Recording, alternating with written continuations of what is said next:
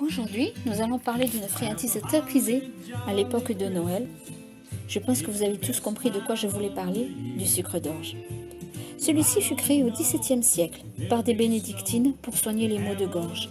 Il était composé d'orge, de sucre et de vinaigre pour cristalliser le sucre.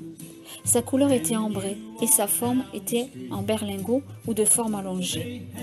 Mais d'où vient alors la canne de Noël que l'on connaît rouge et blanche de nos jours? Deux versions existent. La première, celle d'un confiseur américain qui voulut fabriquer un bonbon qui honorerait Jésus.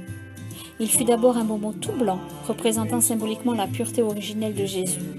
Il était en sucre dur pour rappeler que le Christ était solide comme un roc et en forme de J pour l'initiale de Jésus, mais aussi en crosse du bon pasteur qui protège ses brebis. Il est décoré ensuite de 4 bandes rouges, 3 bandes étroites pour rappeler les traces de flagellation du Christ et une large pour le sang versé.